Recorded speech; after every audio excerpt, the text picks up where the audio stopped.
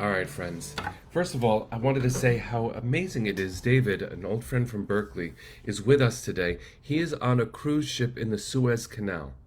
Can you imagine our ancestors envisioning a Jewish person who knows another Jewish person from Berkeley, California? Obviously, our ancestors might not have known what Berkeley was.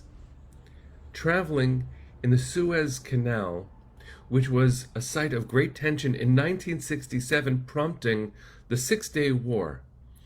So there's a Jewish person traveling on a cruise ship through the Suez Canal, learning Torah with a fellow Jewish person from New York. This is unfathomable what we have created. And because what I'm going to share is a little bit distressing, just as a reflection of what's happening in the world, which is also quite distressing, I want to take delight where there is delight. There is importance in finding gratitude every single day, even when those days have elements of darkness to them. And so it's important. It is important for us to find the joy and to love each other well when we struggle to make this world a little bit better and sometimes feel like it's backsliding. Let me get there through Torah and then share some wisdom, not from myself, but from a voice from the past. So this week we are reading Parshat Lech Lecha. This is the story of the beginning of Avram's journey. Avram and Sarai are called by God to move forward, and by moving forward, what they actually have to do is leave everything they've known. There is deep breaking in the moving forward in life. We have to take stock of where we are. And that sometimes pushes us hard to choose a new path. The two midrashim that I've shared, the two stories that the rabbis created to enhance, embellish, or maybe explain Avram's journey, were very important and small. One story was that before God's call, Lech Lecha, me'artzecha, u'mimoladetecha, u'mibeit avicha, el ha'aretz asher ar'eka, right? Go, you go from your land, from your ancestral land, from your father's house, not to a specific place, to a place that I will show you, which means Avram didn't know where he was going. He had to trust that there would be a destination, and that trust is walking hand in hand with God, which for some of us is not our theology, except that when we walk together, we are walking with images of God. Avram had faith that there would be a future, a hope, children even though that was so much of his struggle. The second midrash that I shared, the first midrash about that was that before God's call, Avram was like a bottle of perfume with the cork still on. And then the cork was lifted with God's call, and what was uniquely Avram's scent wafted into the world. That call to move forward, to be uniquely you, and to chart your next steps, is a divine call. It takes different form for each of us. But when we are true to ourselves, we walk forward and God walks with us. That is a beautiful, beautiful gift of theology. For some of us who don't believe in God or don't use the word God to talk about the universe, the belief that there is more to the universe than me is a very simple way of saying I believe in God. There is more than me in the world, and I'm responsible. That sounds like theology to me. The second midrash I shared, which was yesterday, was slightly less known, but that when Avram was walking through the world, it's as if a person was walking through the world and saw a castle either illuminated or on fire. And this person noticed it. And Avram noticed the world and said, is it possible that this world that is on fire has no one tending to it? Or, another reading is it possible that this beautiful, gorgeous world is without a master? This can't be an accident. And in response either to Avram's sense of urgency about a world on fire, or a sense of radical amazement about a gorgeous world, God peeked out at Avram and said, you noticed me. I am in charge, but now you must go. Lech Lecha, which is another way of saying, I'm in charge, but actually you're in charge. We're going to get to a more modern voice that articulated that from a place of darkness. And the reason why I'm reaching so hard and referring obliquely to this darkness, and it's a complicated thing to say, as a Zionist, as an American, to see the results, it seems pretty clear the results of the election in Israel yesterday, the fifth election in 4 years, which tells us both that Israelis are very good at democracy, except that the Israeli democracy based on a parliamentary system is in trouble. To have the most unfathomable and wonderful coalition in Israeli history until now, for almost a year, including Arab parties and liberal parties and centrist parties, and it was a remarkable thing to witness.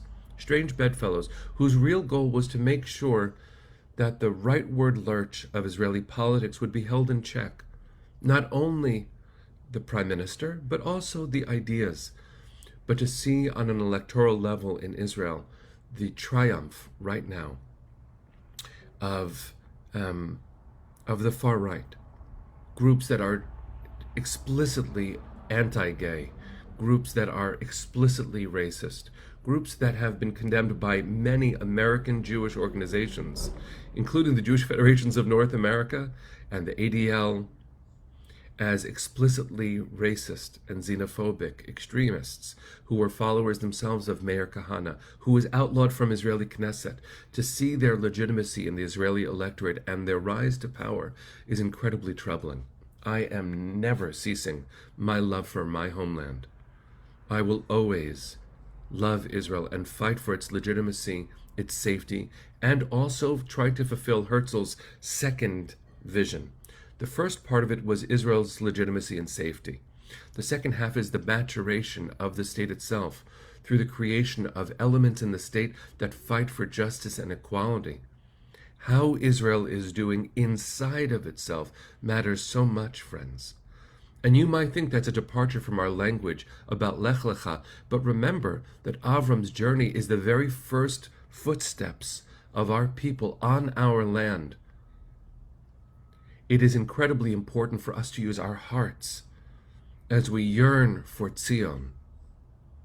And the results of the election, if they are counter to the spirit of Judaism that was Avram's call in the first place, to build a family and to struggle through deep and devastating mistakes, well, that has been the Jewish way. Look at this midrash, a third midrash for today. You might know this story. It's not in the Torah, which most people who learn Torah sometimes forget. It's not in the Torah. It's about the Torah, because what we don't know about Avram is how these understandings led him to act.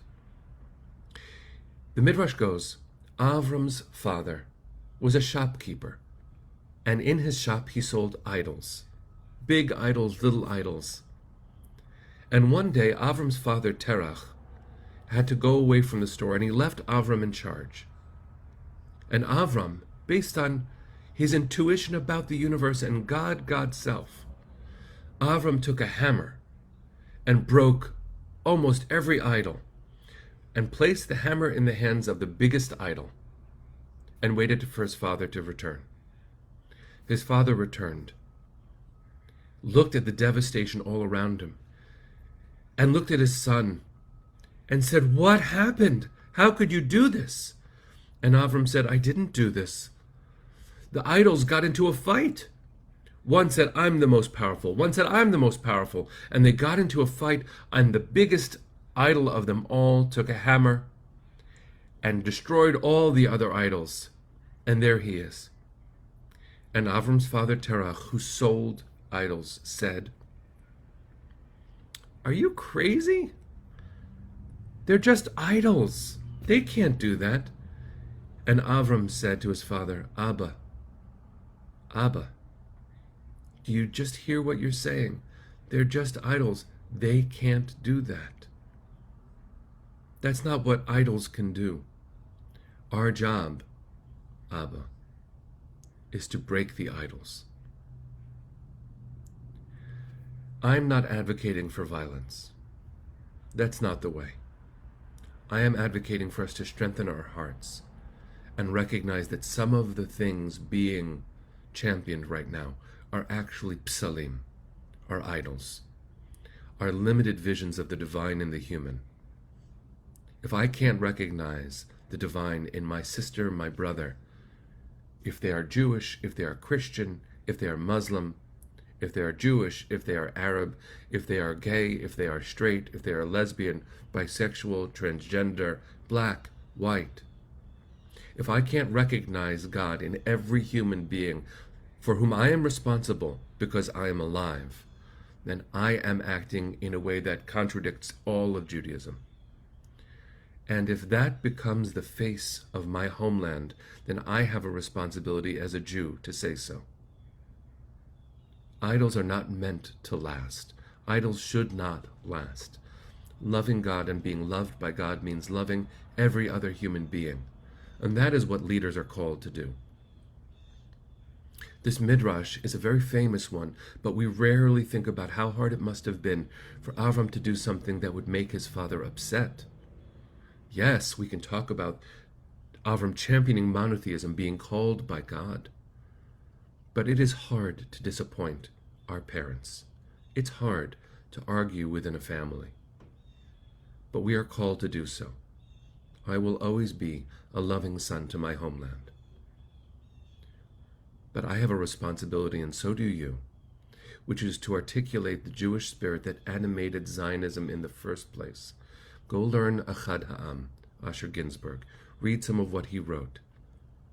He believed that only through developing a Jewishness would there be such a thing as a Jewish state, not just a state where Jews live.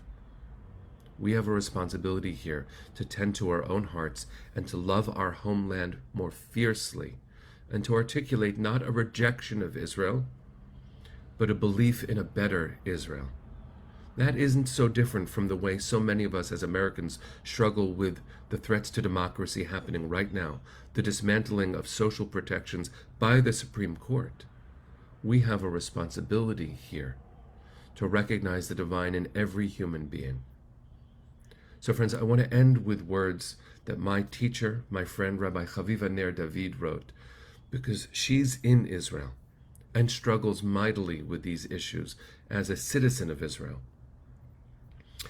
So I'm just going to read her post from a little bit earlier.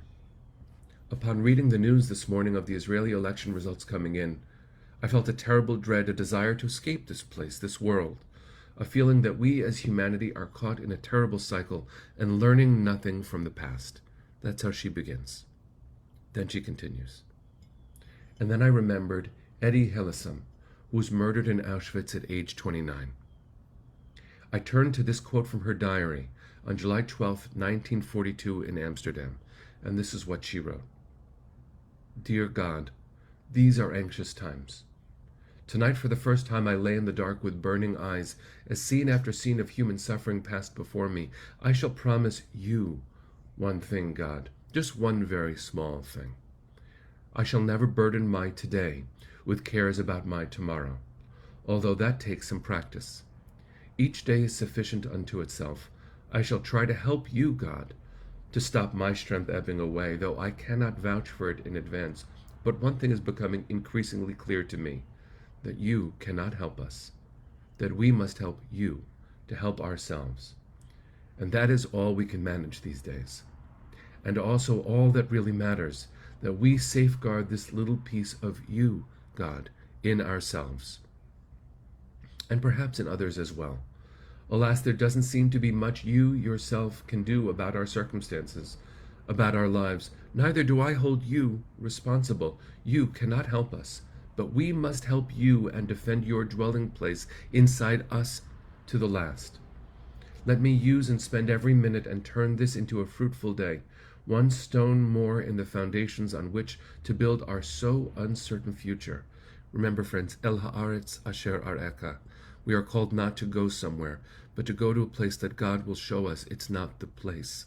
It's the determination to go. She finishes. The jasmine behind my house has been completely ruined by the rains and storms of the last few days. Its white blossoms are floated about in muddy black pools on the low garage roof. But somewhere inside me the jasmine continues to blossom, undisturbed, just as profusely and delicately as ever it did. and it spreads its scent round the house in which you dwell, O God. You can see I look after you. I bring you not only my tears and my forebodings on this stormy gray Sunday morning, I even bring you scented jasmine. And I shall bring you all the flowers I shall meet on my way, and truly there are many of those. I shall try to make you at home always.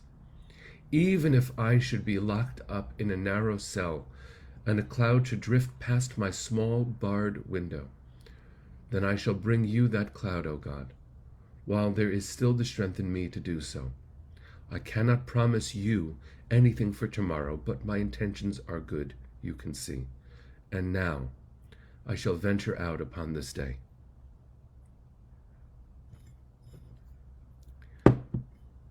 Friends, Eddie Hillesum was 29 when she was killed in Auschwitz. And she left this for us. What could sound more like Lech Lecha's student? What could sound more like Avram and Sarai's daughter than this incredible poet? And the rabbi in Israel, Rabbi Chaviva Ner David, who brought to us. What could feel more Jewish than the determination not to wait for God to help us, but to decide that it is our job, a Lech Lecha mission, to help God stay alive in us so that we can love each other right and make this world more inhabitable for each other.